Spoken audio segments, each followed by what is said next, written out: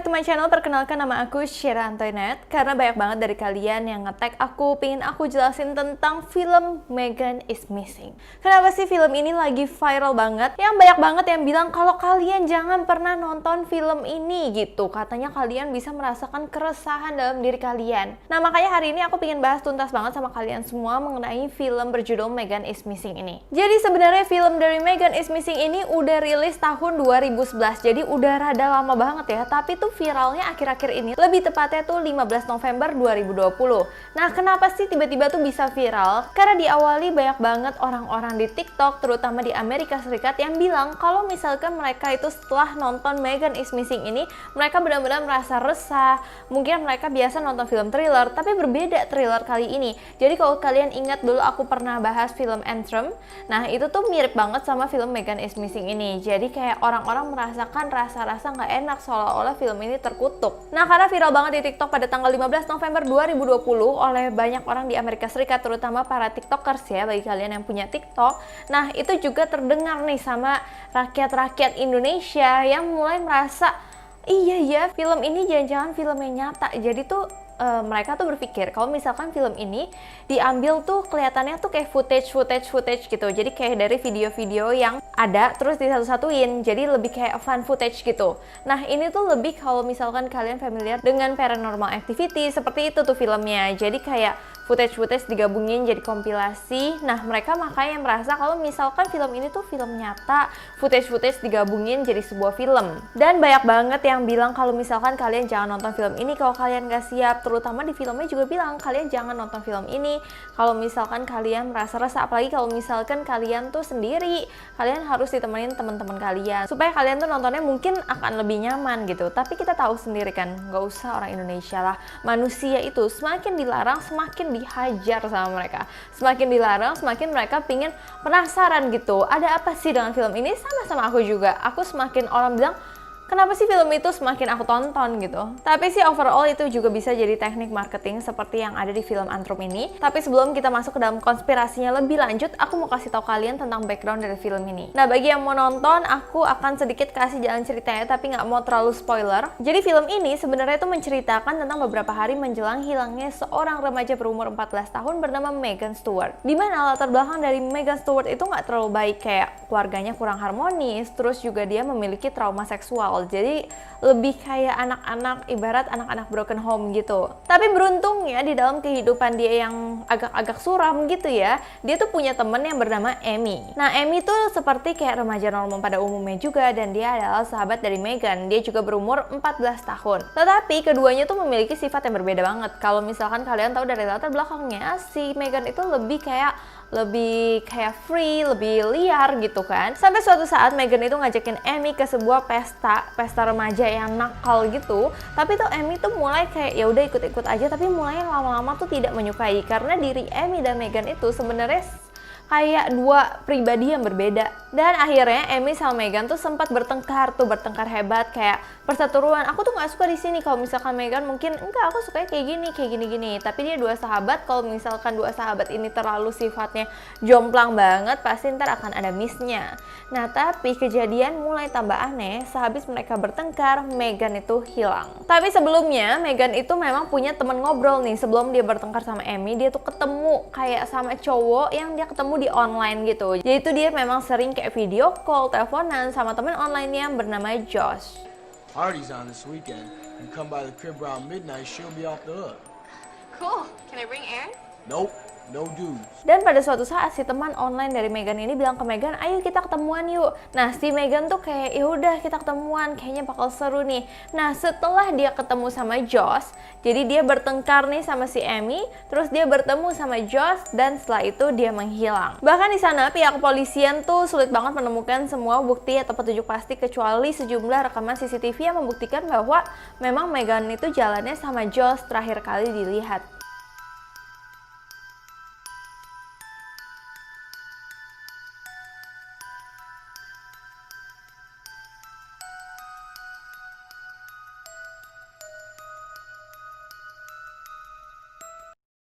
Nah terus Amy yang tadinya lagi bertengkar sama Meghan mengetahui hal kalau misalkan Meghan itu hilang, Amy tuh langsung panik banget dan Amy langsung kayak menghubungi teman online-nya si Meghan karena si Amy tahu nih kalau akhir-akhir ini Meghan itu memang dekat sama si Josh.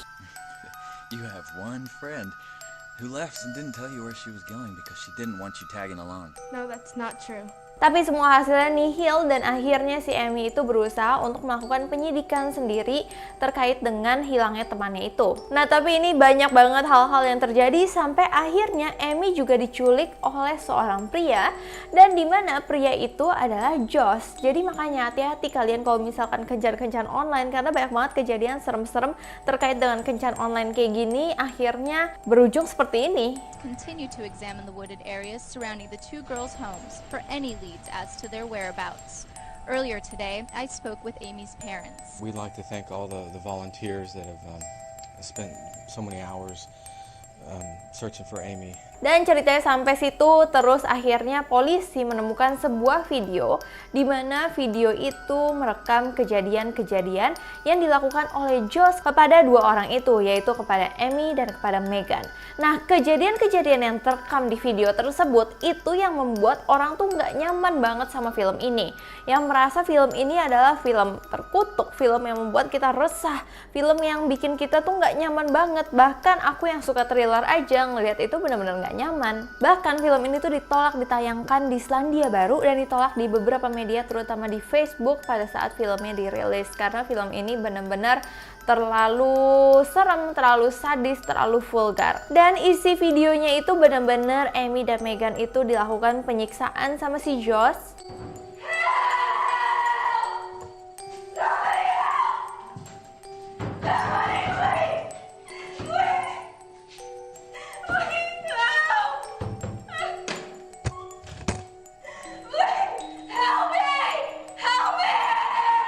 Bahkan Amy juga terkurung di sebuah ruang bawah tanah persis seperti situasi dalam penjara bawah tanah gitu.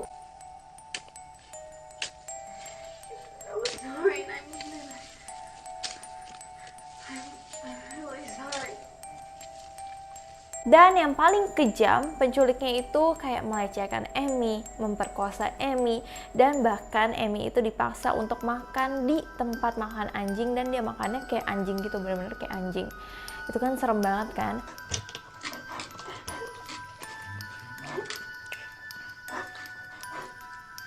Nah, apa yang terjadi sama Meghan? Ternyata Amy telah menemukan Meghan sudah meninggal dunia dengan jasadnya dimasukkan ke dalam sebuah tong.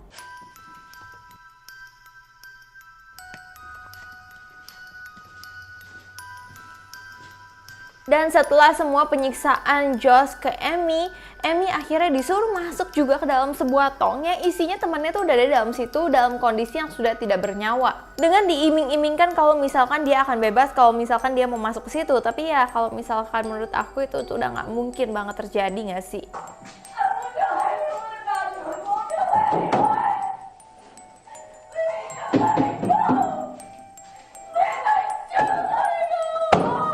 Nah terus tongnya itu dikubur ke dalam tanah yang ada di hutan. Berarti si Amy itu benar-benar dikubur hidup-hidup bersama Meghan yang sudah tidak bernyawa. Menurut aku sih itu benar-benar kejam dan psycho banget itu cowok.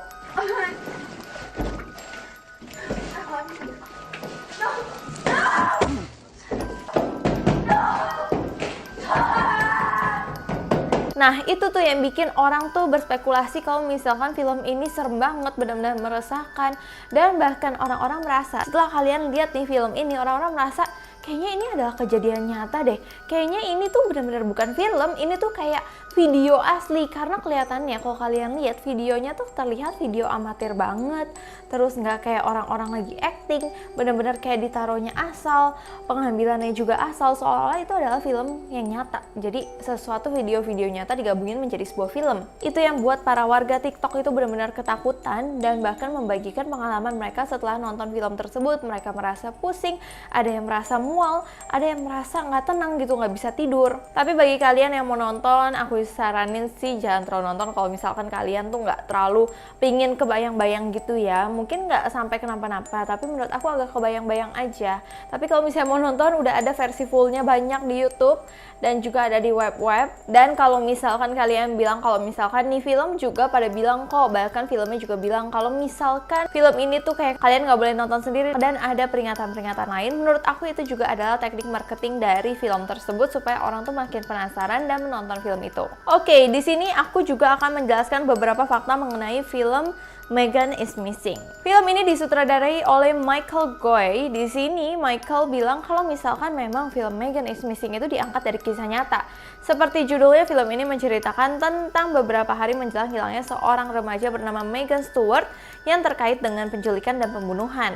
Nah, tapi dia bilang cerita mengenai Megan Stewart itu bukan cerita mengenai satu orang yang asli atau orang yang bernama Megan, tetapi memang dia itu terinspirasi dari kehidupan nyata, yakni banyaknya kasus penculikan anak yang dia tahu. Fakta yang kedua, secara garis besar memang film Megan is Missing ini berkonsep found footage seperti yang aku bilang. Jadi seperti potongan-potongan video-video asli seperti di kamera keamanan, video-video CCTV dipotong-potong, itu menjadi sebuah film. Seperti kalau kalian nonton Unfriended, terus nonton apa-apa yang permainan-permainan game Lollipop seolah-olah kayak gitu, itu tuh kayak direkamnya tuh seperti itu. Jadi membuat orang tuh merasa kalau misalkan ini tuh adalah kenyataan, ini tuh bukan film. Jadi orang yang nonton juga berasa dia tuh kayak ikut ke dalam real experience dari film tersebut. And the other thing is that all the dialogue was transcribed from recordings that I made of my friends' children. I realized at the time that I was writing the script that I didn't know how young people talked. So I recorded them with their permission as they talk with their friends, and all of that dialogue became the dialogue in the screenplay for the movie. Dan sekali lagi, orang-orang di dalam video ini juga bukan orang yang nyata dan sekarang mereka meninggal. Bukan, orang ini tuh masih ada, dan orang ini tuh adalah dua artis wanita. Bahkan mereka juga masih buat TikTok, mereka masih senang-senang aja karena mereka ya kaget tiba-tiba filmnya booming. Dan bahkan ini adalah artis-artis yang memang memainkan peran ini, yaitu ada Rachel Quinn, terus ada Amber Perkins, ada Dean Wade, dan masih banyak lagi. Kalau kalian lihat di sini tuh ada. Jadi kalian jangan berpikir lagi kalau misalkan ini adalah sebenarnya tuh kisah nyata, Megan itu kayaknya udah hilang, udah meninggal. Enggak, itu semua tuh artis, itu semua adalah film dan mungkin itu adalah teknik marketing mereka. Nah, awalnya Michael Goy atau sutradara dari Megan is Missing ini nggak tahu kalau misalkan filmnya mereka viral, sampai akhirnya artisnya itu bilang kalau misalkan baru-baru ini filmnya mereka tiba-tiba diperbincangkan di TikTok. Nah, akhirnya Michael Goy baru lihat, terus Michael Goy langsung tuh memberikan tanggapan di akun TikToknya dia. Dia juga bilang kalau misalnya scene dan footage di dalam video ini cuman kayak direka ulang aja, nggak ada yang real footage, semuanya tuh benar-benar fotografinya dibuat mirip sama kejadian-kejadian yang pernah ada.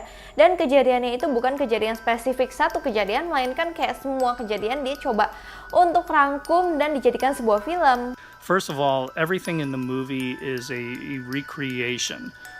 There is no real actual footage in the movie or real photographs. All those photographs and the videos were recreated to look like the actual videos and photographs that I had researched with the forensics investigators who were the tech advisors for the movie. Dan juga dia tetap memberikan peringatan kayak jangan terlalu nonton ini sendirian. Lebih baik kalian kayak ajak teman kalian supaya kalian lebih tenang, nggak resah pada saat nontonnya. Do not watch the movie in the middle of the night. Do not watch the movie alone. And if you see the words photo number 1 pop up on your screen, you have about 4 seconds to shut off the movie if you're already kind of freaking out before you start seeing things that maybe you don't want to see. Tapi aku sendiri juga merasakan keresahan itu sih, karena di scene-scene akhirnya di video-video footage-nya itu bener-bener kayak antara disgusting atau kayak apa ya, kayak nggak enak banget, disturbing banget untuk kita lihat. Bahkan di sini aku bacain beberapa komen-komen yang kayak top komen orang-orang yang nonton Megan is Missing. Mereka bilang jika Anda berpikir untuk menonton Megan is Missing, saya harap jangan. Saya suka misteri, horor, atau thriller, atau pembunuhan, dan saya dapat menontonnya dengan sangat mudah. Tapi yang ini tidak akan pernah saya lupakan. Saya bahkan tidak bisa menyelesaikan filmnya. Ya, itu benar sih, aku juga suka nonton thriller, tapi aku kurang nyaman nonton itu. Jadi guys, itulah mengenai film ini, menjadi pembelajaran aja buat kita kalau misalkan ini memang hanya film, tapi ini juga diangkat dari beberapa kisah nyata. Jadi untuk kalian yang suka berteman dengan teman-teman online, kalian harus tahu banget dia itu siapa, jangan pernah pergi sendiri, harus dalam jangkauan orang tua juga, supaya kalian tidak terjadi kejahatan-kejahatan seperti ini lagi. Dan juga untuk yang merasa kalau misalkan film ini adalah film terkutuk atau film ini bisa bikin kalian kenapa-napa, itu enggak sama sekali. Karena balik lagi, ini hanya sebuah film, ini tidak terjadi apa-apa. Ini juga bukan kejadian nyata, tapi membuat kita lebih berhati-hati aja dalam mengakses internet. So, sekian dulu dari aku mengenai film tentang Megan is Missing. Jadi kalian nggak usah takut lagi mengenai film ini. Mungkin kalau misalkan kalian penasaran nonton, kalian nonton. Tapi ya juga kalau kalian yang nggak kuat nonton yang serem-serem banget kayak gini, kalian lebih baik jangan nonton. Oh iya guys, aku juga mau ingetin bagi kalian yang pingin kayak komennya dibaca. Aku juga sering baca-bacain komen yang ada di Instagram. Jadi kalian boleh follow Instagram aku kayak @syera_antoinette supaya komen kalian kebaca dan aku bisa bikinin sesuatu lagi topik yang memang kalian mau. Sebelumnya aku minta maaf apabila aku ada salah kata, salah pengucapan, salah sesuatu yang tidak berkenan di hati kalian. Aku minta maaf sebesar-besarnya. So, terima kasih udah nonton video ini. Sampai jumpa.